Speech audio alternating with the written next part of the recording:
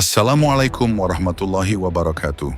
Apakah Anda tahu bahwa di balik keruntuhan salah satu kerajaan Hindu terbesar di Nusantara, Majapahit, ada peran tak terduga dari kerajaan kecil di ujung utara Sumatera? Sebuah kerajaan yang telah memainkan peran penting dalam menyebarkan Islam ke seluruh penjuru Nusantara, bahkan hingga ke Pulau Jawa. Mari kita ungkap kisah menakjubkan tentang Kerajaan Jompa yang telah mengubah wajah sejarah kita.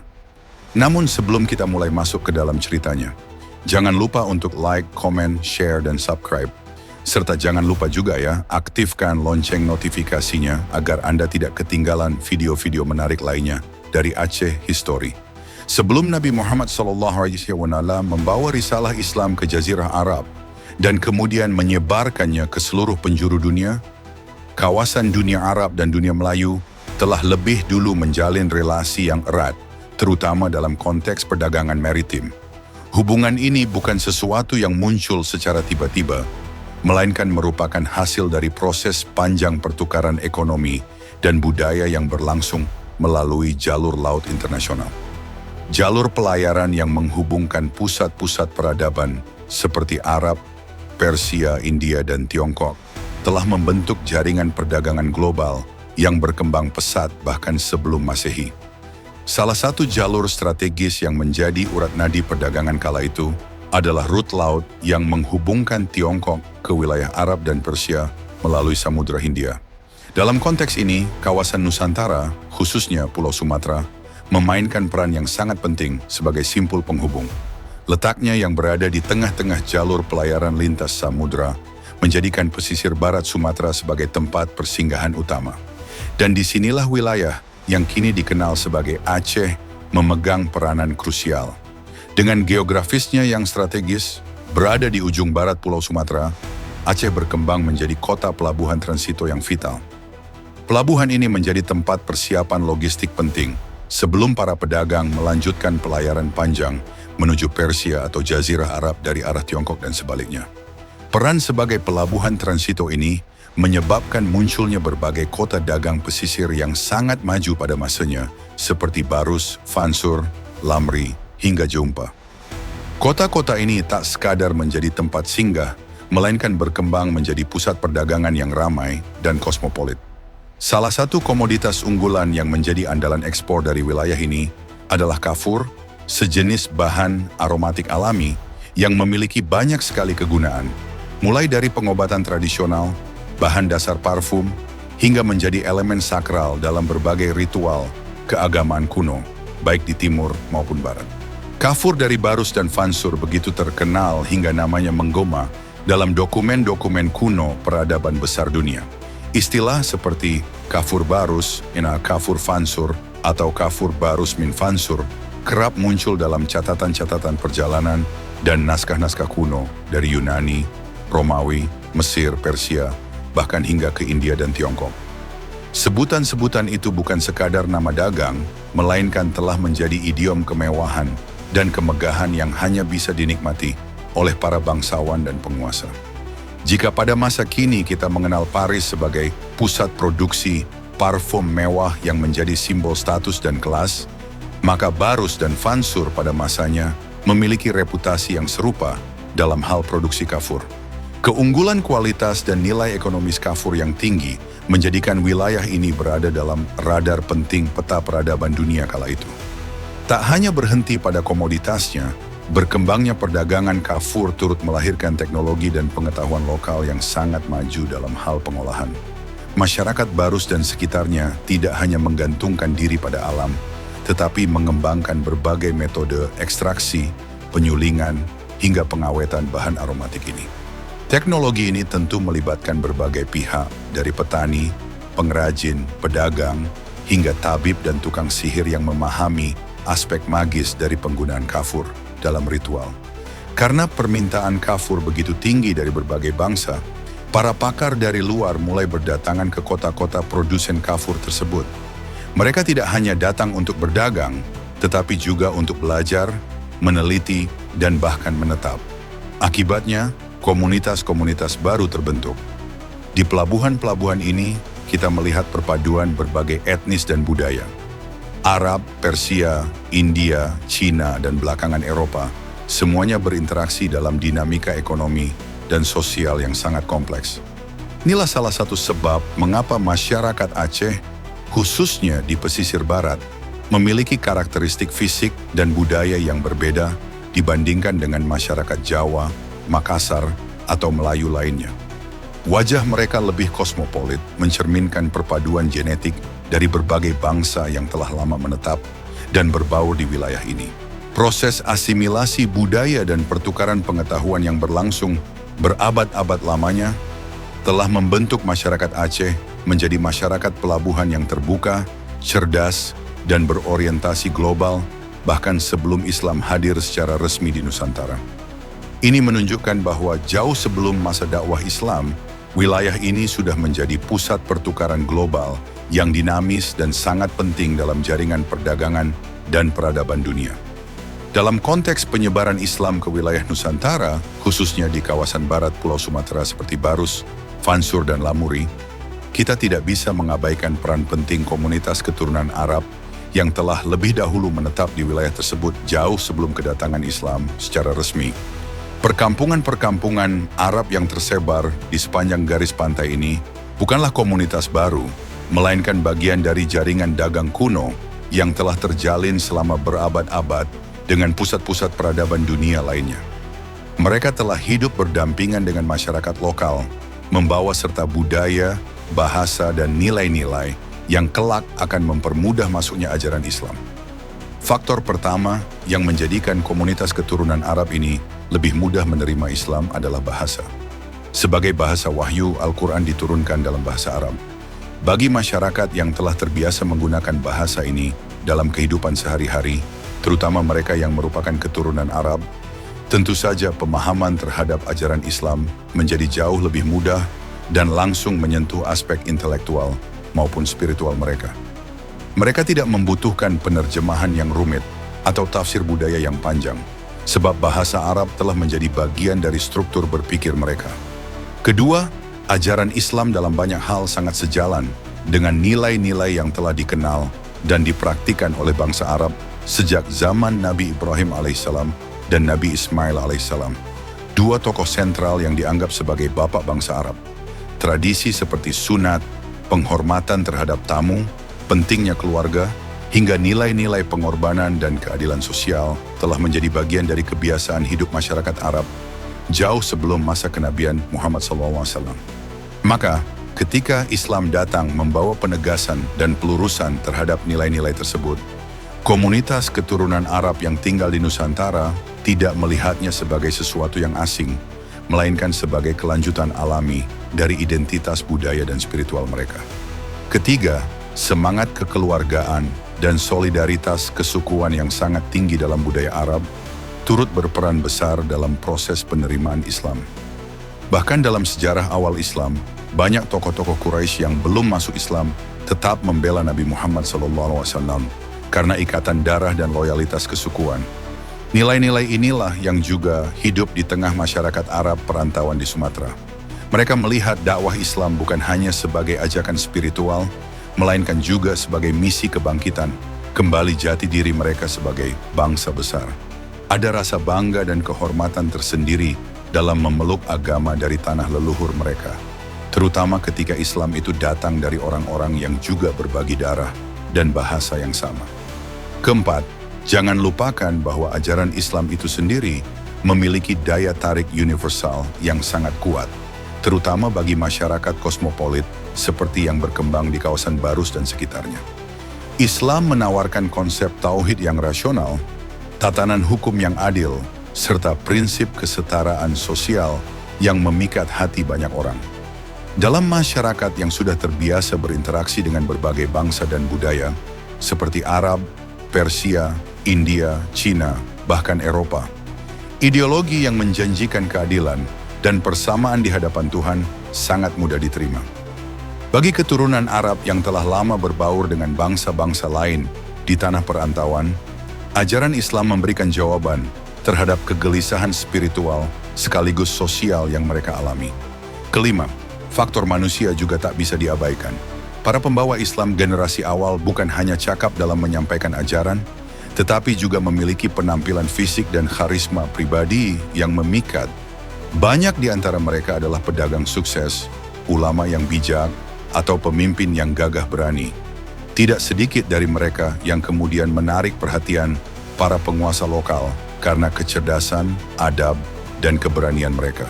Hubungan ini seringkali berlanjut dalam bentuk pernikahan politik, di mana para keturunan Arab menikah dengan putri-putri raja atau bangsawan lokal, dan selanjutnya diangkat menjadi penasihat, panglima, bahkan pewaris tahta. Fenomena ini menciptakan sebuah ekosistem sosial politik yang mendukung penyebaran Islam secara alami dan damai. Ketika para pembawa Islam mendapatkan tempat terhormat di dalam struktur kekuasaan lokal, maka Islam itu sendiri pun dengan cepat mendapatkan legitimasi sebagai sistem kepercayaan dan tatanan hidup baru yang relevan.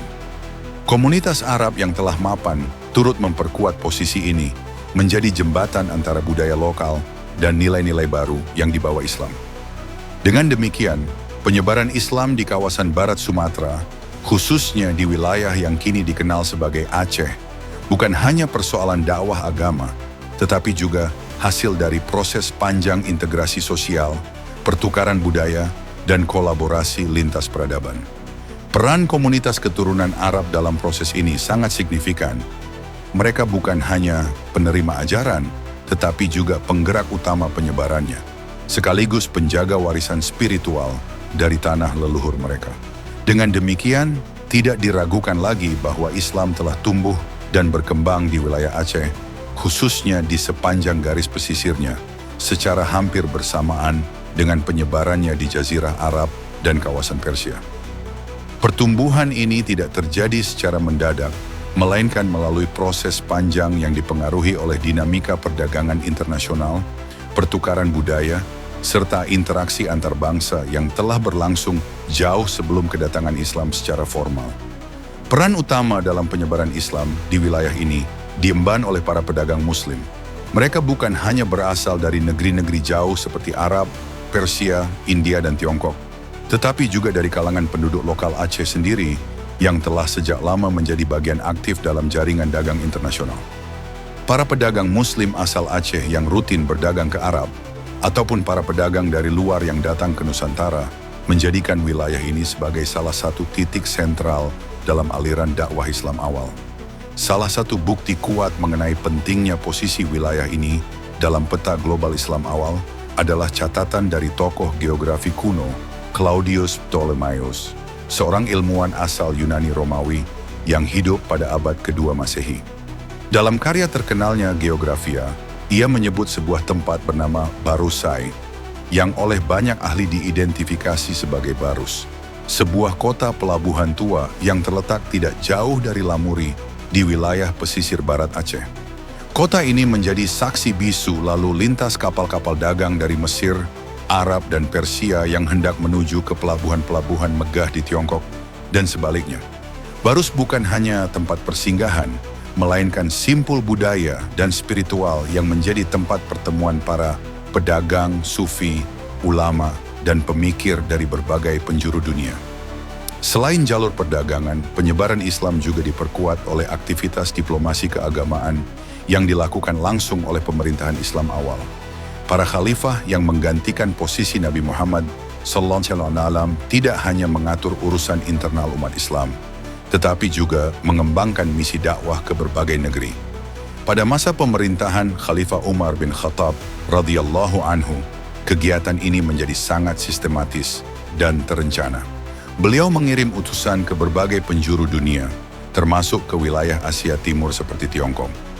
Dalam sejarah Islam, disebutkan bahwa beberapa sahabat Nabi telah diutus untuk berdakwah ke negeri-negeri jauh, dan bahkan ada di antara mereka yang wafat di wilayah Cina.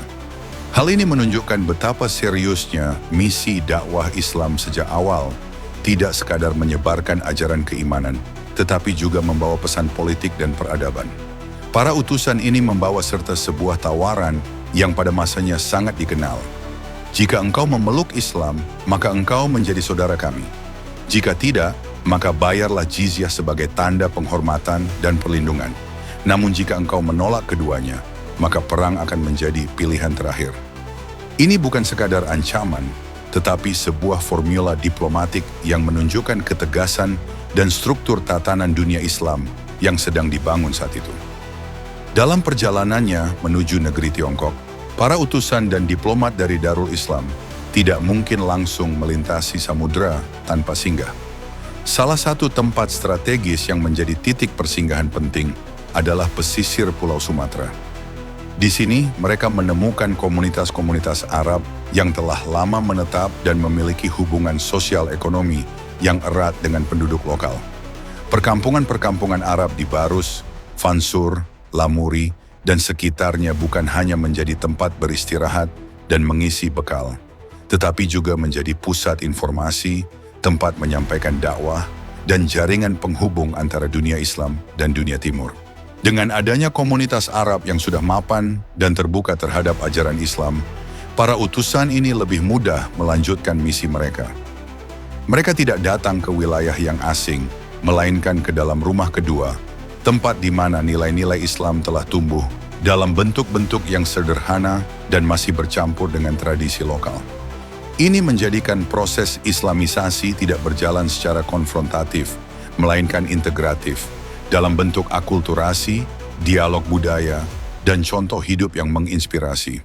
Oleh karena itu, penyebaran Islam di wilayah Aceh tidak bisa dipisahkan dari sejarah panjang pertemuan peradaban, perpaduan kekuatan dagang dan diplomasi spiritual, serta hadirnya komunitas-komunitas Arab yang menjadi perintis jalan bagi penyebaran agama ini.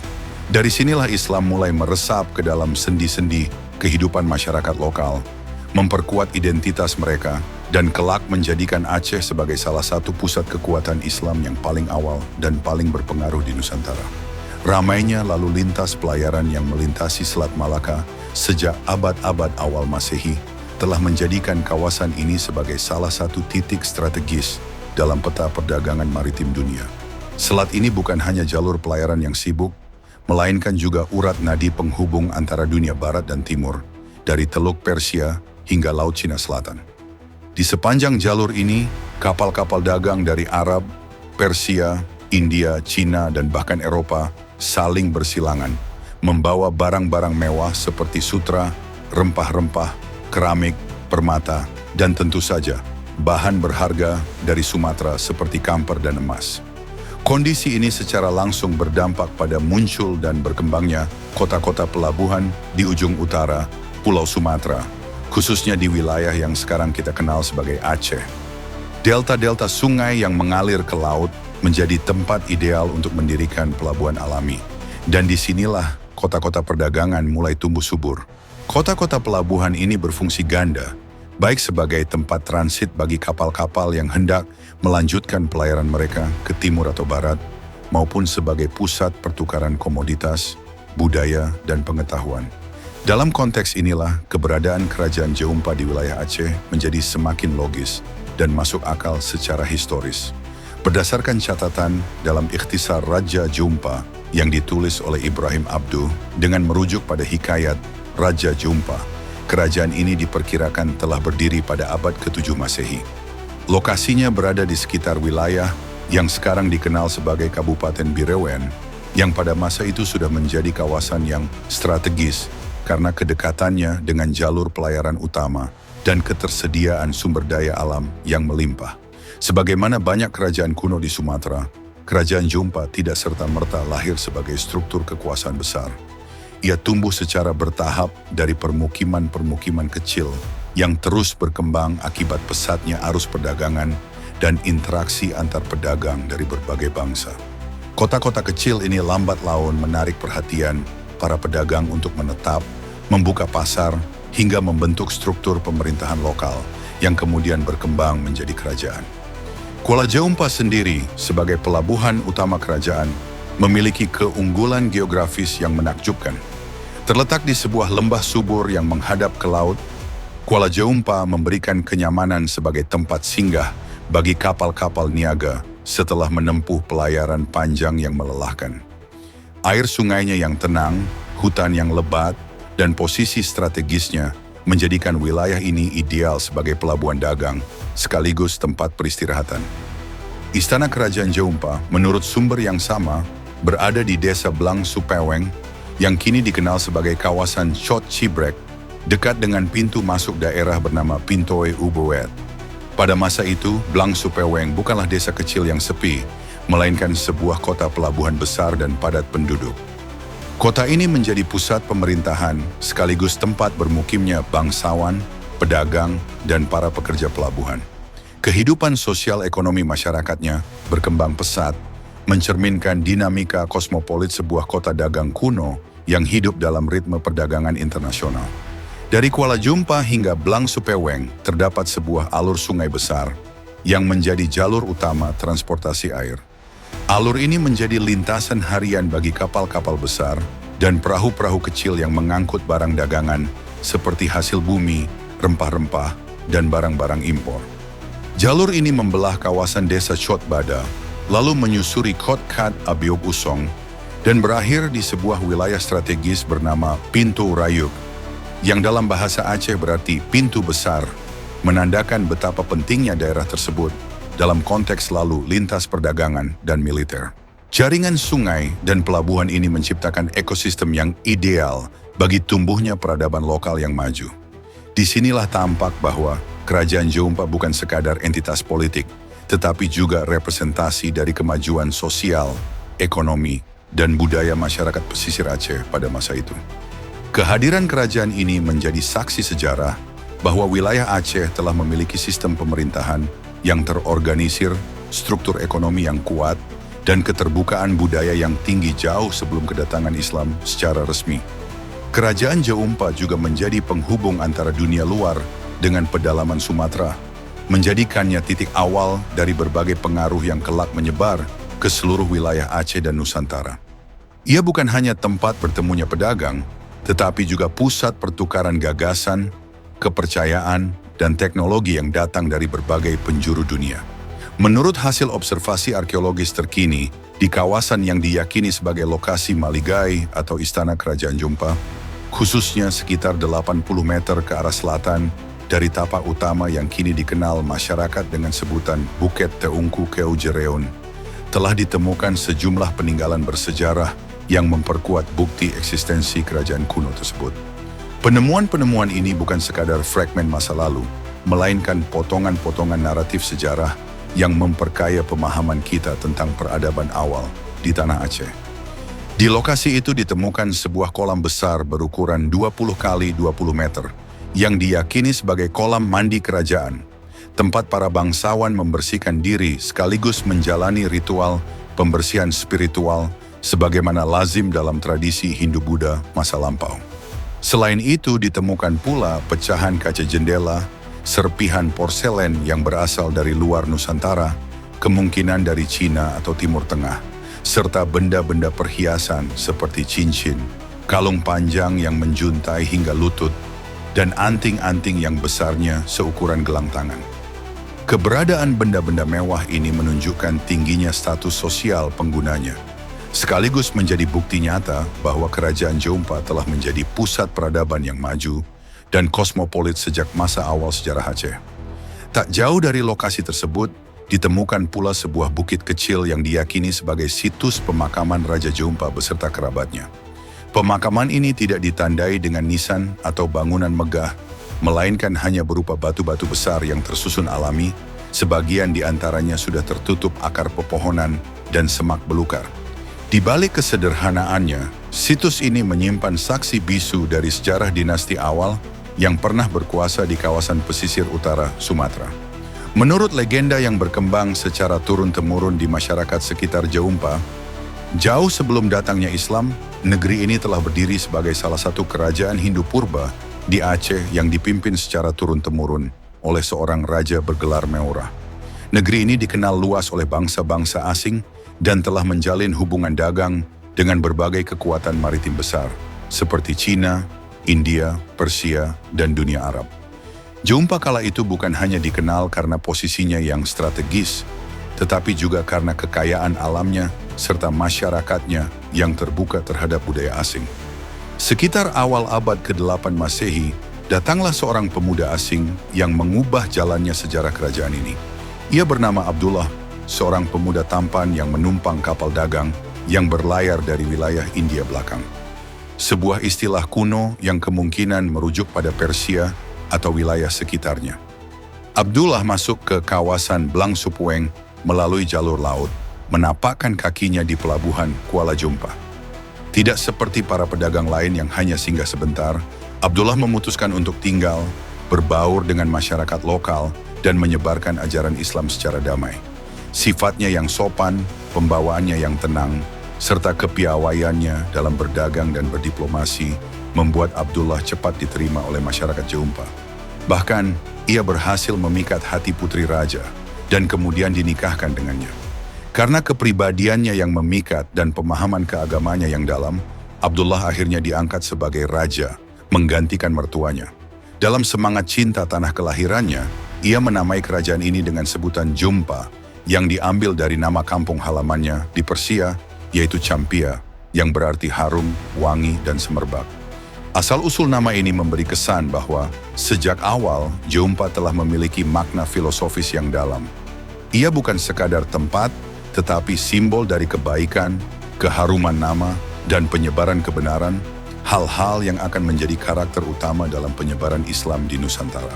Penelusuran lebih lanjut terhadap silsilah Raja-Raja Melayu dan dokumen kerajaan yang disimpan oleh Kesultanan Brunei Darussalam serta Kesultanan Sulu Mindanao memperkuat keyakinan bahwa kerajaan Islam Jumpa dipimpin oleh seorang pangeran dari Persia bernama Syahriansyah Salman atau Sasania Salman. Ia menikah dengan Putri Mayang Seulodong dan dari pernikahan tersebut lahirlah beberapa anak, di antaranya Syahripoli, Syahritanti, Syahrinui, Syahridito, dan seorang putri bernama Makhdum Tansyuri. Makhdum Tansyuri inilah yang kemudian menjadi ibu dari Sultan pertama Kerajaan Islam Perlak, kerajaan Islam tertua di Asia Tenggara, yang berdiri pada tahun 805 Masehi. Dengan demikian, hubungan antara Jumpa dan Perlak tidak hanya bersifat geografis dan budaya, tetapi juga darah dan keturunan. Menariknya, menurut kajian yang dilakukan oleh Said Dahlan Al-Habsyi, gelar Syahri yang digunakan oleh para keturunan Abdullah dan Salman merupakan gelar awal yang digunakan oleh keturunan Nabi Muhammad SAW di wilayah Nusantara. Gelar ini diambil dari nama Putri Syahribanun, istri Sayyidina Hussein bin Ali, cucu Rasulullah SAW, yang merupakan anak dari Raja Persia terakhir sebelum kekaisaran tersebut ditaklukkan oleh kekuatan Islam.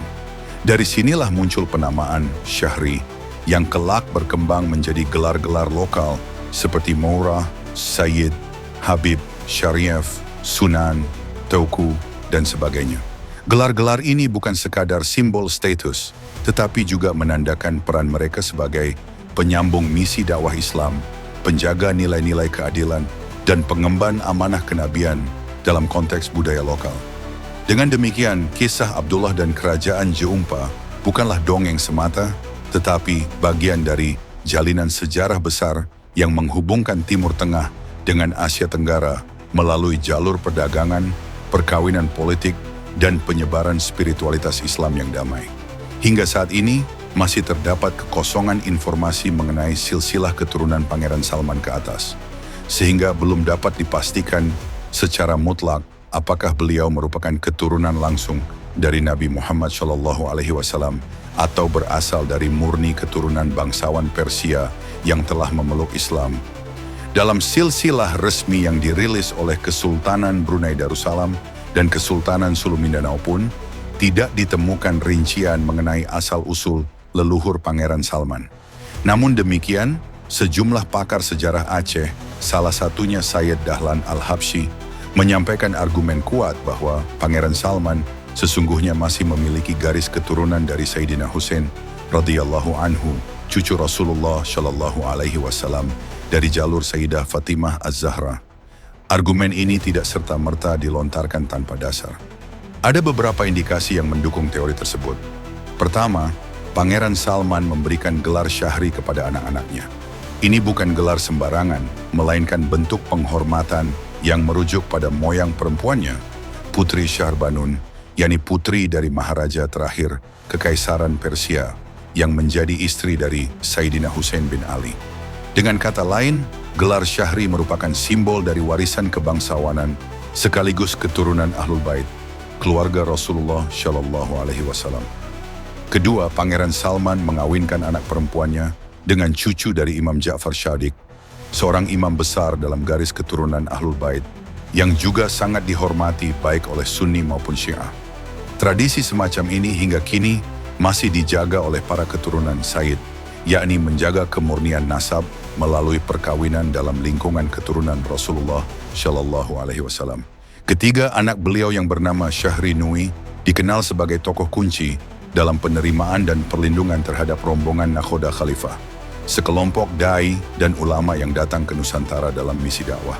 Bahkan, beberapa sejarawan mengungkapkan bahwa kedatangan rombongan ini tidak terlepas dari undangan pribadi Syahri Nui sebagai bentuk strategi penguatan jaringan Ahlul Bait di wilayah timur, terutama setelah komunitas mereka mengalami tekanan berat di tanah Arab dan Persia pasca perpecahan politik dan kekuasaan. Tak mengherankan jika hubungan antara Syahri Nui dan rombongan Nakhoda Khalifah yang menganut mazhab Syiah sangat erat.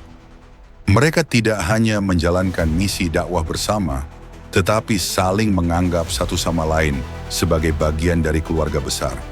Kedekatan ini juga menjadi cermin bahwa Islam di masa awal masuknya ke Nusantara bersifat inklusif, terbuka terhadap perbedaan mazhab, dan lebih mengedepankan persaudaraan atas dasar iman dan keturunan Nabi.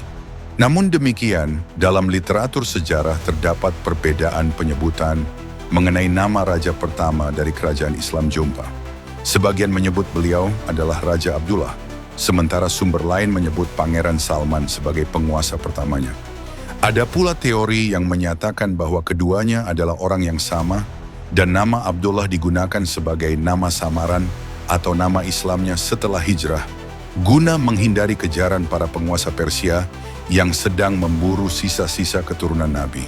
Sementara itu, kemungkinan lain adalah bahwa Pangeran Salman adalah ayah dari Abdullah, dan Raja Abdullah adalah generasi penerus yang kemudian lebih dikenal dalam hikayat rakyat.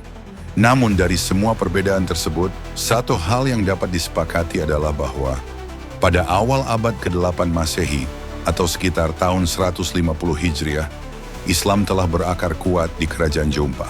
Kerajaan ini dipimpin oleh seorang raja Muslim dan memiliki masyarakat yang mayoritas telah memeluk Islam. Ini menjadi temuan penting yang menggugurkan teori lama yang selama ini menyatakan bahwa Islam baru masuk ke Aceh pada abad ke-12 Masehi dengan berdirinya Kerajaan Samudra Pasai. Kenyataan ini memberikan perspektif baru bahwa peradaban Islam telah bersemi lebih awal di Aceh, bahkan mungkin menjadi pintu gerbang utama Islam di Asia Tenggara. Namun yang menjadi pertanyaan menarik dan cukup misterius adalah mengapa Pangeran Salman Al-Parsi memilih menetap di Jompa, sebuah kota kecil di utara Sumatera, dan bukan di kota-kota besar yang saat itu telah berkembang pesat seperti Barus, Fansur, atau Lamuri. Pertanyaan ini memunculkan beberapa hipotesis yang logis dan layak untuk dipertimbangkan. Pertama, bisa jadi Pangeran Salman mendapatkan sambutan yang hangat dan diterima dengan baik oleh masyarakat Jompa. Keterbukaan masyarakat lokal serta sikap ramah tamah mereka membuat Salman merasa nyaman dan memutuskan untuk menetap serta membangun basis dakwahnya di sana. Kedua, mungkin saja ada kedekatan emosional dan keselarasan nilai antara Pangeran Salman dan pemimpin lokal yang bergelar Meurah. Mereka mungkin memiliki visi dan semangat yang sama untuk membangun masyarakat yang religius, adil, dan beradab. Ketiga, ada kemungkinan bahwa Pangeran Salman memang sengaja memilih daerah ini untuk dikembangkan menjadi kota besar yang setara dengan Barus atau Lamuri. Langkah ini adalah bentuk strategi jangka panjang untuk menjadikan Jompa sebagai pusat perdagangan dan dakwah Islam di bagian utara Sumatera. Dan keempat, ini yang paling menarik, bisa jadi Pangeran Salman sedang menghindari sorotan kekuasaan politik Persia atau dinasti tertentu yang saat itu memburu para keturunan Nabi. Dengan menetap di kota kecil yang relatif terpencil, ia bisa menyebarkan Islam secara perlahan tanpa menimbulkan kecurigaan atau ancaman terhadap keselamatannya. Apapun alasannya, keputusan beliau untuk membangun peradaban Islam di Jompa telah menciptakan jejak sejarah yang sangat berarti. Jeumpa bukan hanya menjadi pusat perdagangan, tetapi juga menjadi mercusuar awal penyebaran Islam di Nusantara. Dan dari sinilah cahaya Islam terus menyebar ke seluruh pelosok Sumatera, Semenanjung Melayu, hingga ke Kepulauan Filipina dan wilayah timur Nusantara lainnya. Alasan terakhir ini, yakni sebagai bentuk pelarian politik, memang sangat masuk akal jika dilihat dari konteks sejarah global pada masa itu. Pada sekitar tahun 150-an Hijriah, dunia Islam tengah mengalami pergolakan besar, terutama setelah tumbangnya dinasti Umayyah dan naiknya dinasti Abbasiyah ke tampuk kekuasaan. Salah satu dampak langsung dari perubahan besar ini adalah meningkatnya tekanan terhadap keturunan Nabi Muhammad SAW, terutama dari jalur Sayyidina Hussein radhiyallahu anhu yang banyak didukung oleh pengikut Syiah. Para penguasa Abbasiyah, demi mempertahankan stabilitas kekuasaannya, kerap melakukan penindasan terhadap keturunan Nabi yang dinilai memiliki potensi untuk menggulingkan kekuasaan atau menjadi simbol perlawanan. Dalam konteks inilah, Pangeran Salman Al-Parsi diperkirakan termasuk dalam kelompok pelarian politik yang melarikan diri dari kekacauan dan penindasan tersebut. Bersama para pengikut setianya, ia memilih ujung utara Pulau Sumatera sebagai tempat tujuan. Pilihan ini bukan tanpa alasan. Wilayah ini sudah dikenal luas oleh para saudagar Muslim dari Arab dan Persia sebagai kawasan strategis perdagangan maritim. Di sepanjang pesisir telah berdiri berbagai komunitas perkampungan Muslim, termasuk komunitas Arab dan Persia yang menjadi tempat aman bagi para pelarian dan pendakwah Islam.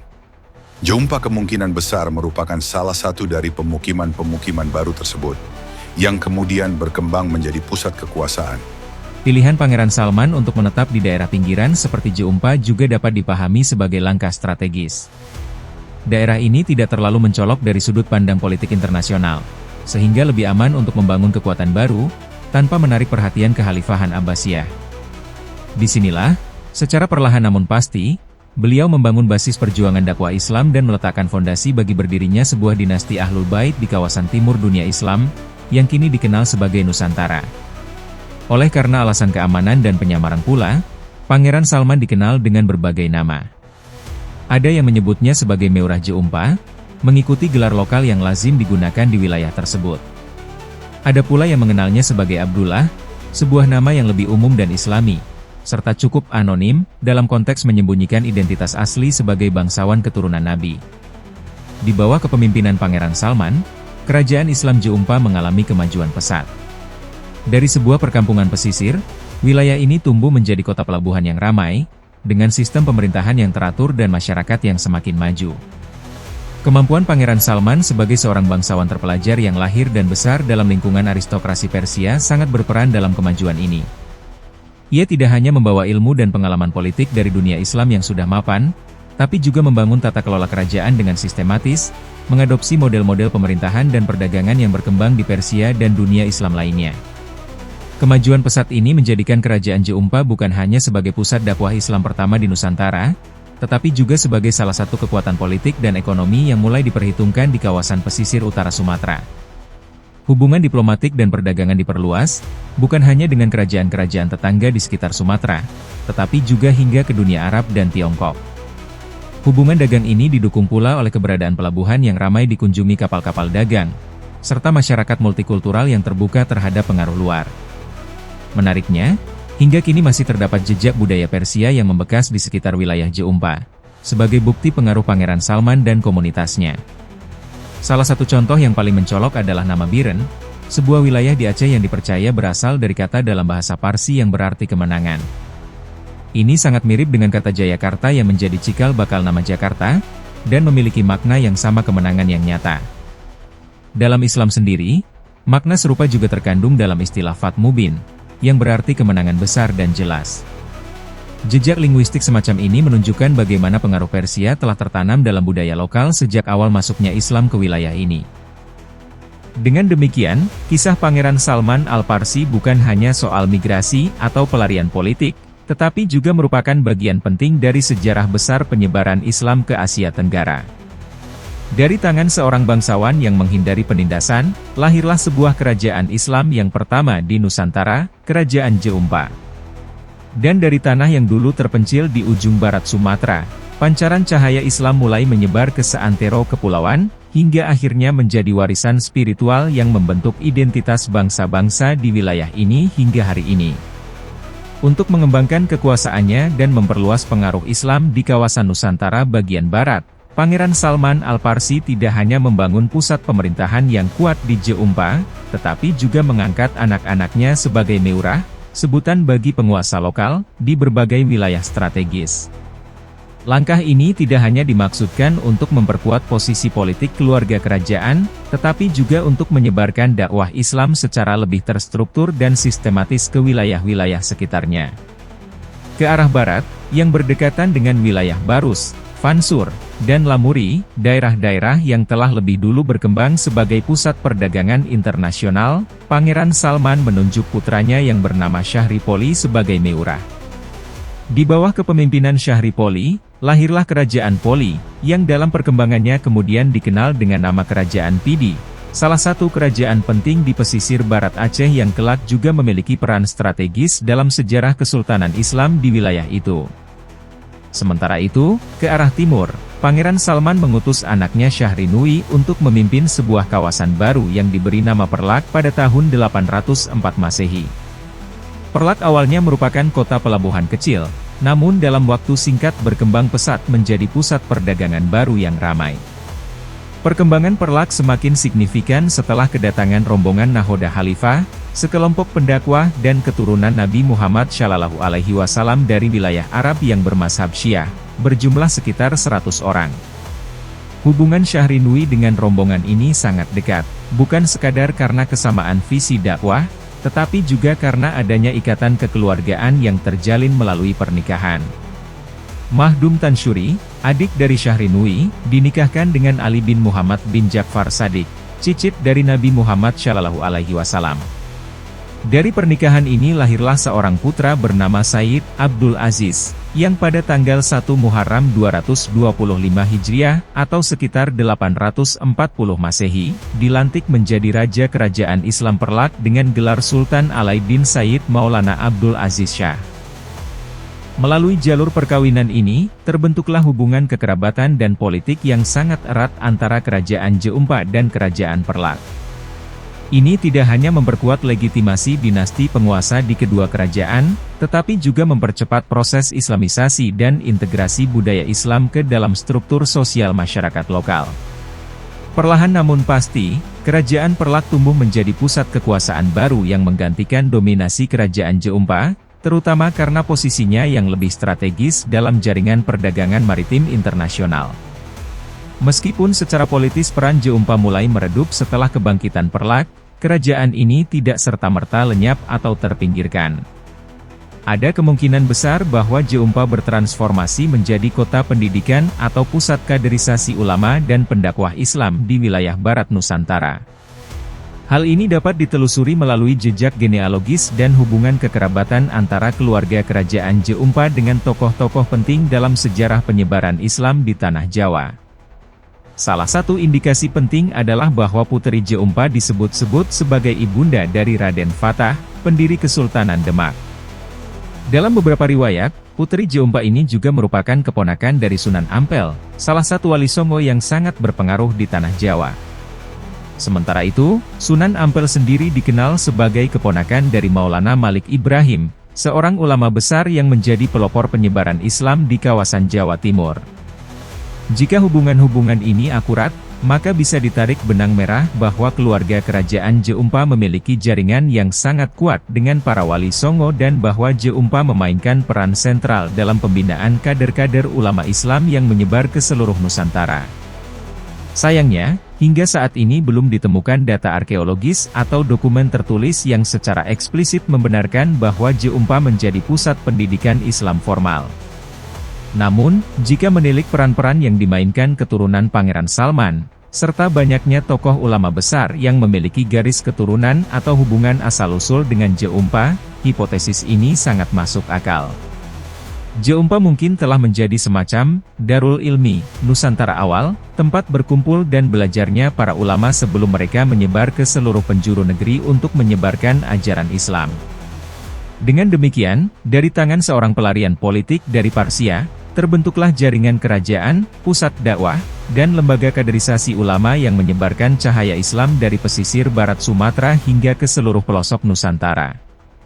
Warisan ini patut digali lebih dalam, baik melalui kajian sejarah, arkeologi, maupun genealogi, agar peran penting J4 tidak tenggelam dalam arus sejarah yang lebih banyak menyoroti kerajaan-kerajaan besar setelahnya.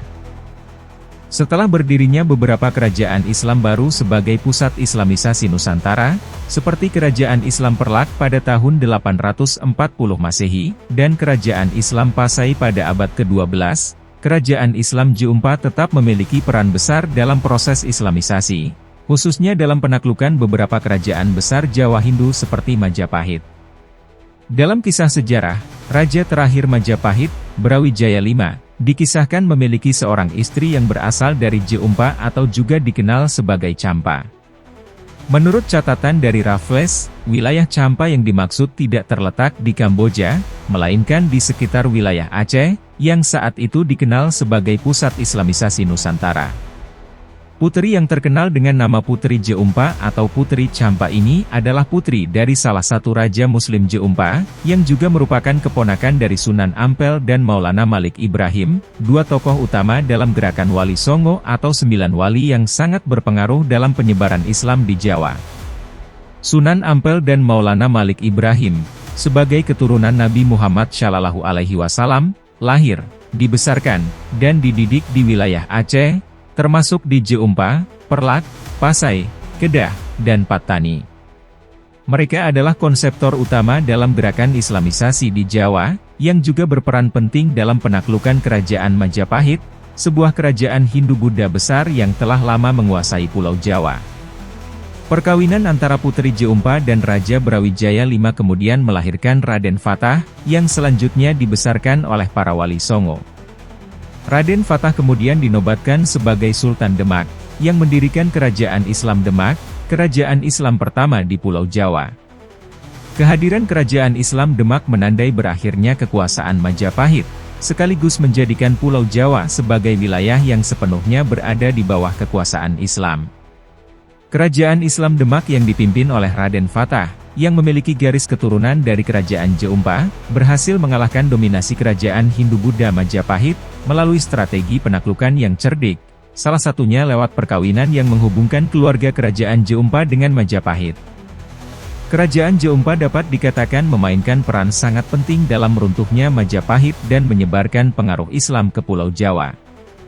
Sebagai bagian dari strategi tersebut, para wali Songo, yang memiliki hubungan erat dengan J4, Perlak, Pasai, dan Aceh Darussalam, berhasil mengukir sejarah besar dengan mengakhiri era kejayaan Majapahit dan membawa Islam ke tanah Jawa.